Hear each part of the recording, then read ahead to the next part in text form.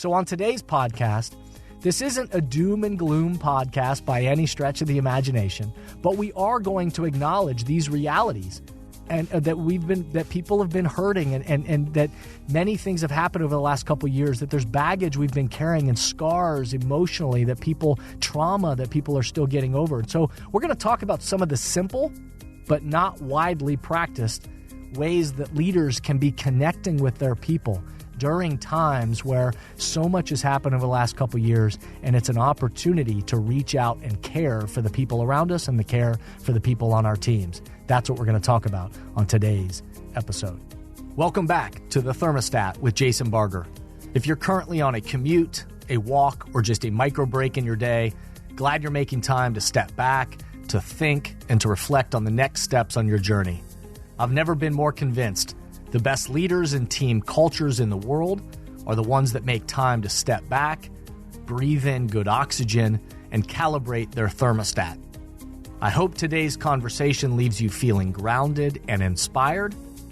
Now let's dive into today's topic to engage our minds and hearts in order to authentically lead and create compelling cultures wherever we are in the world. Hey everyone, it's Jason, and welcome back to the Thermostat Podcast. Wherever you are and however you're coming to the podcast today, welcome back.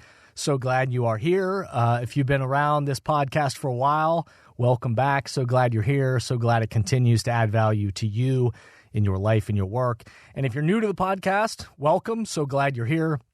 So many more people continue to grow and jump in.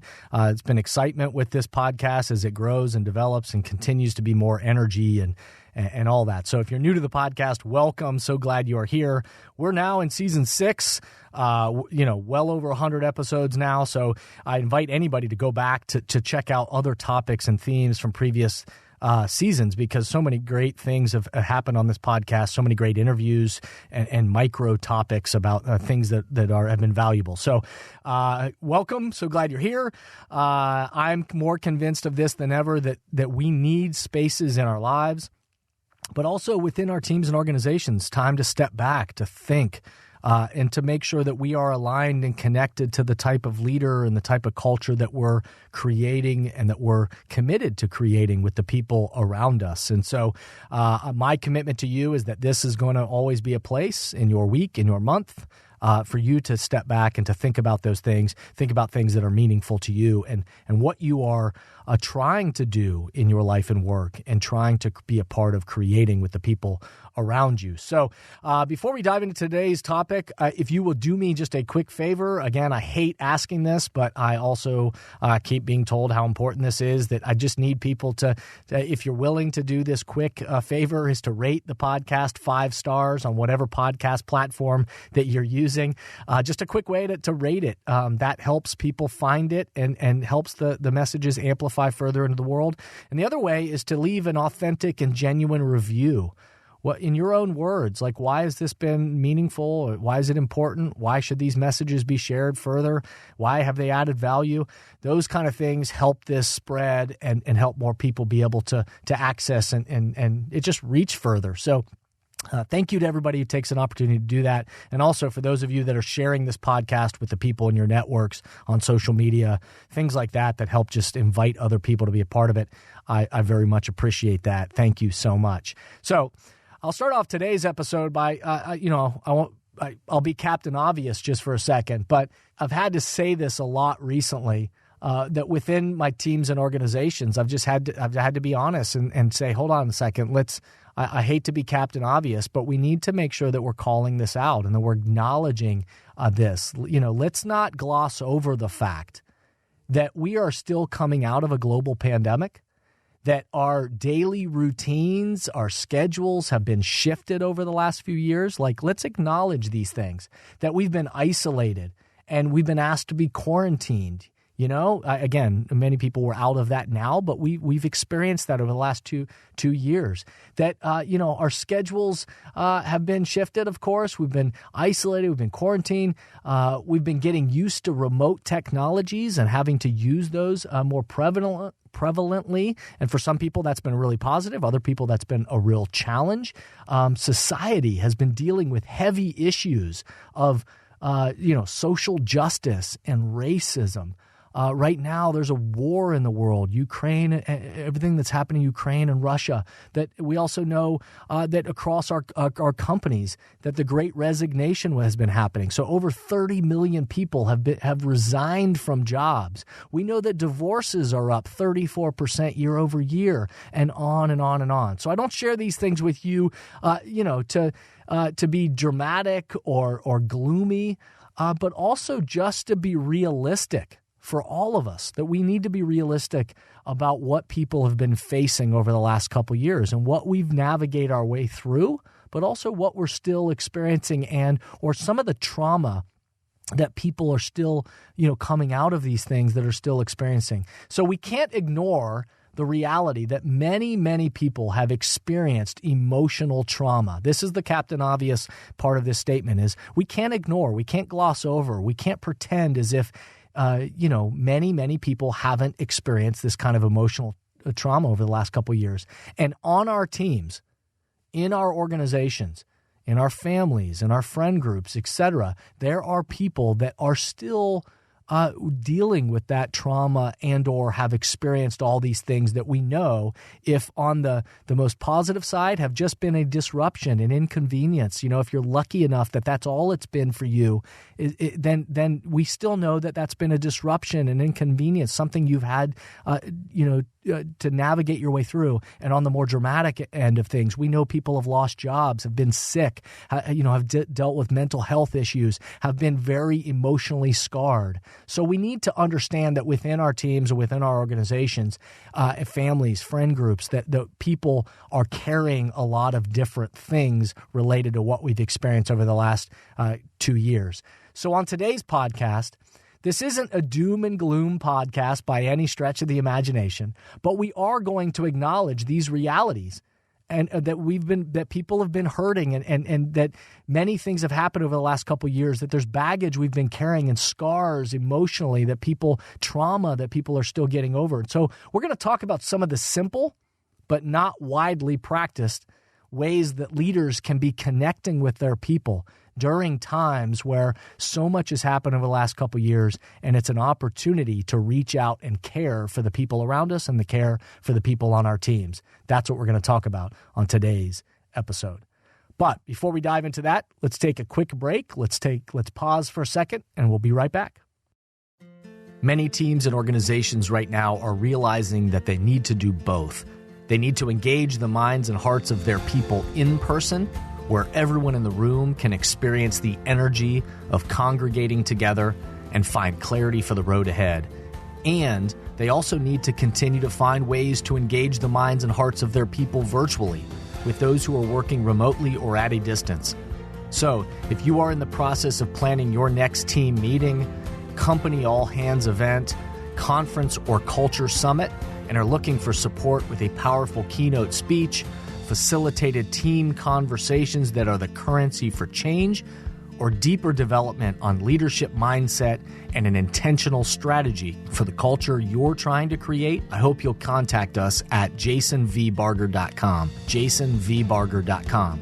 It is my privilege and our honor to partner with great people to provide support in these areas. We want to breathe oxygen into your leaders and throughout your organization so you can set the temperature you want for your culture. We look forward to connecting with you soon.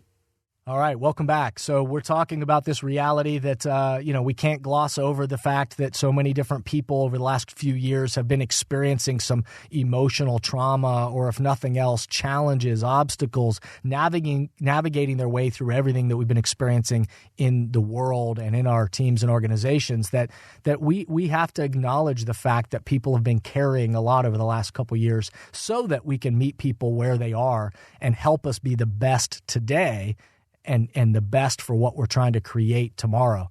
So a recent Harvard Business Review article, I read this by Karen Tworenite, who is EY's Global Diversity and Inclusiveness Officer. So anybody that has listened to this podcast, this is a shout out to Ken Boyer at EY, one of my great friends and somebody who's been a collaborator and a contributor to the Thermostat Cultures live events that I've hosted, and also been on this podcast as well. So a shout out out to Ken and EY and my EY peeps, but I loved reading this article from Karen that showed up in the Harvard Business Review, and in which recent studies reveal 40% of U.S. respondents to this survey, 40%, indicated they reported feeling physically and emotionally isolated in the workplace. So still, even as we're coming out of all of these things that I just experienced or I just acknowledged in the opening, 40% of U.S. respondents to this survey indicated that they have been feeling physically and emotionally isolated in the workplace. So, of course, that's significant no matter what. As you get that research and you hear that, that's significant. But it's significant also because, as we've established on this pod, in the past, and certainly in the work that I do, if you're familiar not only with the books I write, but my speaking and consulting with teams and organizations, then you'll understand that this is significant because we know from the research that people want meaning. People on our teams, in our organizations, in our cultures, they want purpose. They want to be a part of something that's greater than themselves. They want to belong to something greater. They want to be a contributor to a culture that's greater than themselves. So research from the Center for Talent Innovation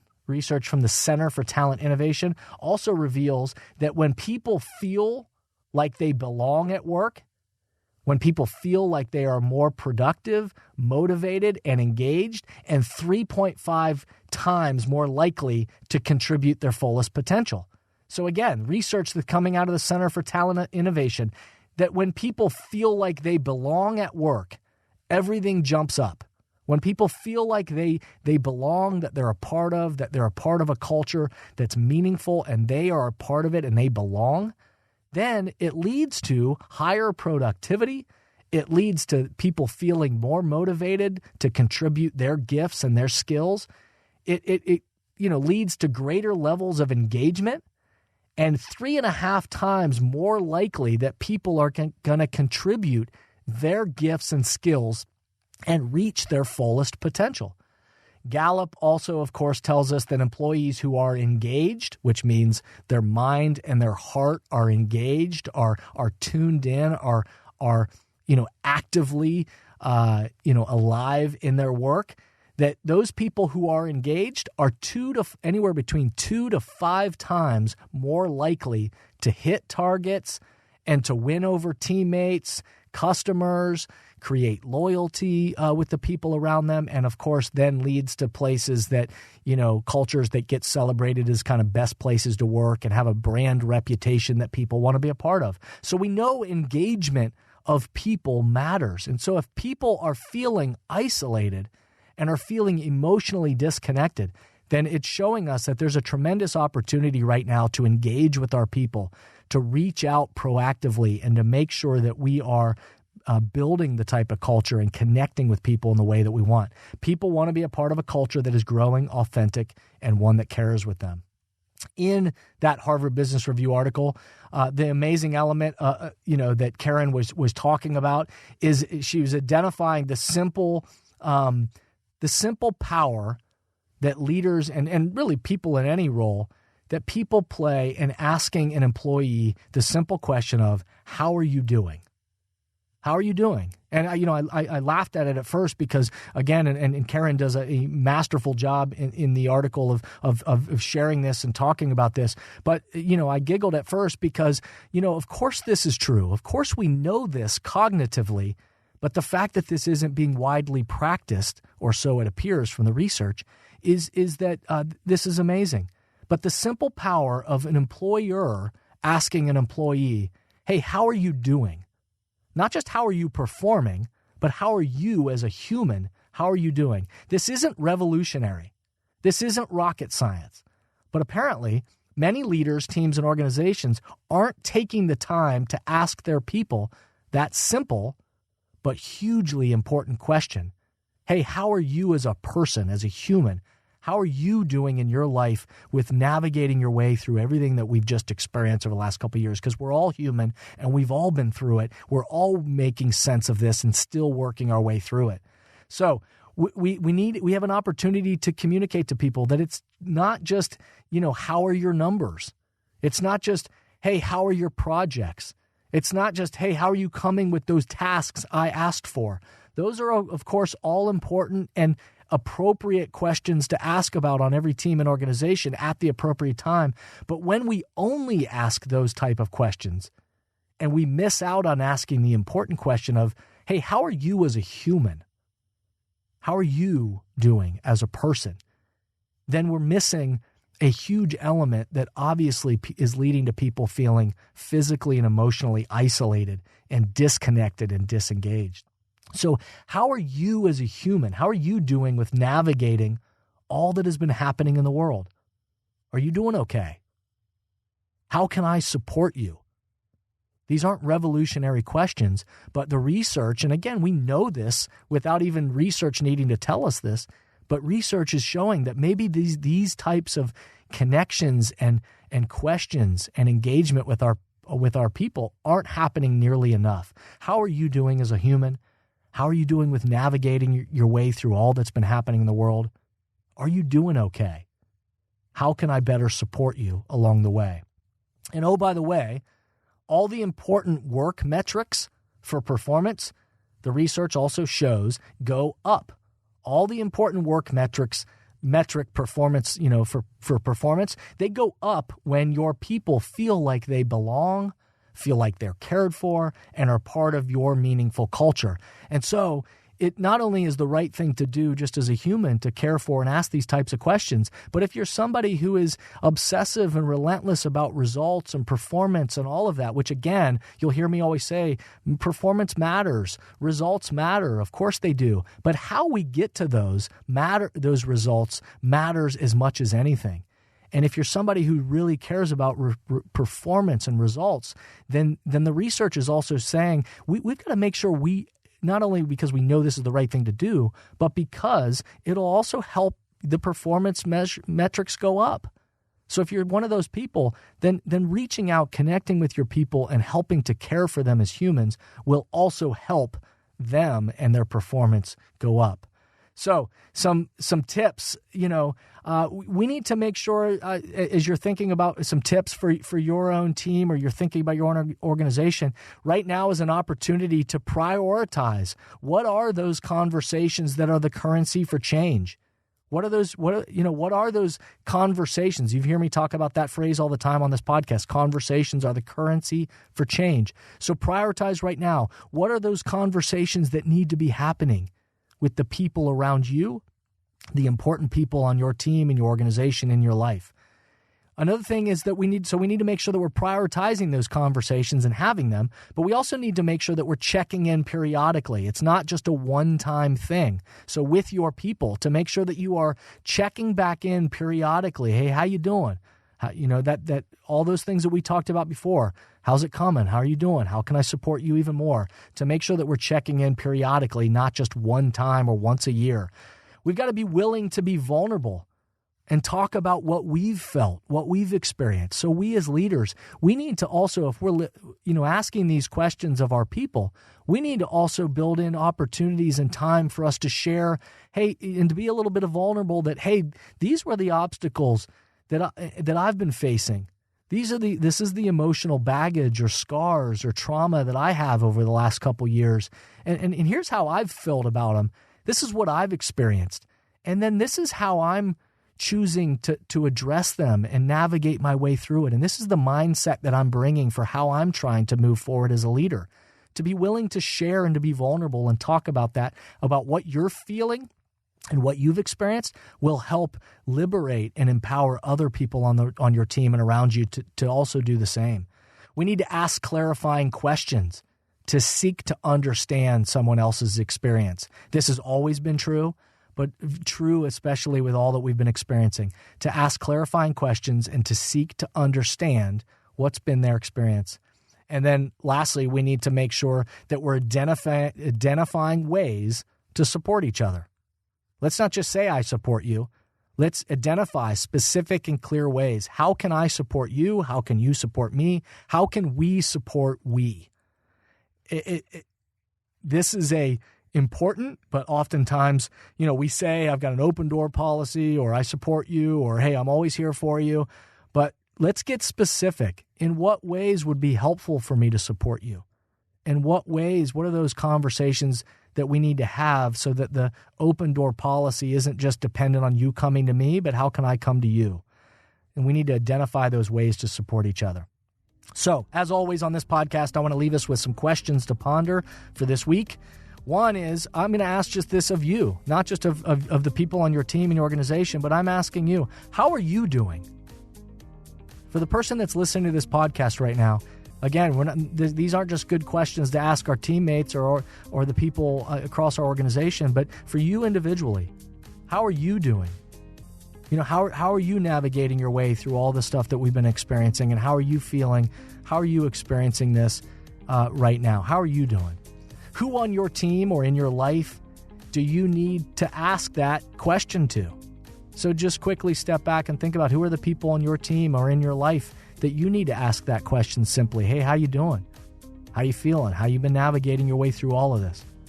And then last question I'll ask for this week is, how can you foster that human element, the human element better as a leader? So not just performance metrics and how you come in on those tasks or projects, but fostering the human element to helping people feel belong, to feel connected, to feel cared for, listened to, valued.